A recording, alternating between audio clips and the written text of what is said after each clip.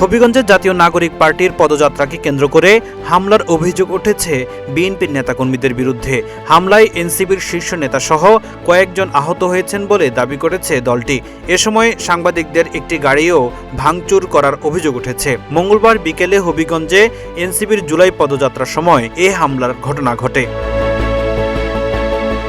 দলটির যুগ্ম সদস্য সচিব সালেহ উদ্দিন সিফাত অভিযোগ করেন, পদযাত্রায় থাকা এনসিপির নেতা নাসির উদ্দিন পাটোয়ারি ও মুখ্য সমন্বয়ক সার্জিস আলমের গাড়িবহরে স্থানীয় বিএনপি নেতাকর্মীরা অতর্কিত হামলা চালায়।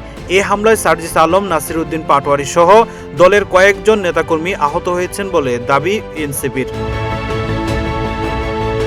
সালেউদ্দিন সিফাত আরও অভিযোগ করেন, হামলাকারীরা এনসিপির মিডিয়া টিমের মাইক্রোবাস জেলা সার্কিট হাউসের ভেতরে নিয়ে ভাঙচুর করে।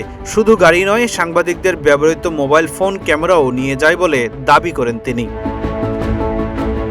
এদিকে হামলার একটি ভিডিওতে দেখা যায় দেশীয় অস্ত্র হাতে নিয়ে এনসিপির নেতাকর্মীদের উপর হামলা চালাচ্ছেন বেশ কয়েকজন যুবক। একটি মাইক্রোবাসের চালককে পিটিয়ে রক্তাক্ত করতেও দেখা যায়। হামলাকারীরা বিএনপি ও ছাত্রদলের বলে দাবি করেছে এনসিপি। তবে এই ঘটনায় বিএনপির পক্ষ থেকে এখনও পর্যন্ত আনুষ্ঠানিক কোনো বক্তব্য পাওয়া যায়নি।